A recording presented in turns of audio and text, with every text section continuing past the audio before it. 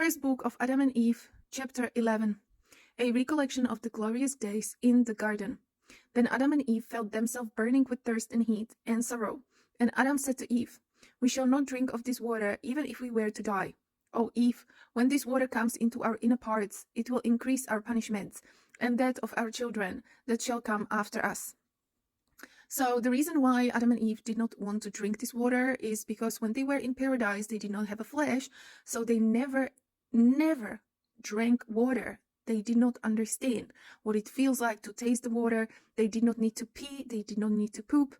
And so it was shock for them that suddenly they are thirsty, suddenly they are hot, suddenly they are sweaty, and they need water, not just for drinking, but also to wash their bodies. They did not need to do these things before in paradise, so they were kind of afraid of drinking it.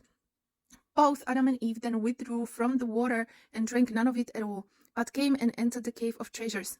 But when in it, Adam could not see Eve, he only heard the noise she made. Neither could she see Adam and heard the noise he made. Then Adam wept in deep affliction and smote upon his breast. And he arose and said to Eve, "Where art thou?"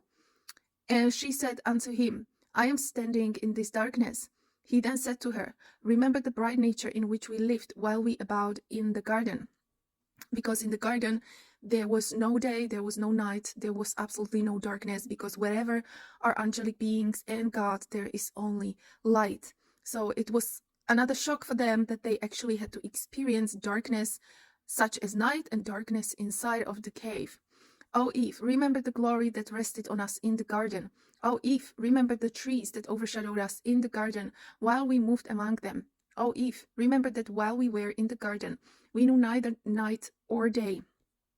Think of the tree of life, from below which flowed the water, and that shed luster over us. Remember, O Eve, the garden land and the brightness thereof.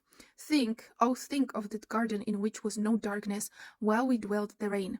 Whereas no sooner did we come into this cave of treasures than darkness compassed us round about, until we can no longer see each other, and all the pleasure of this life has come to an end.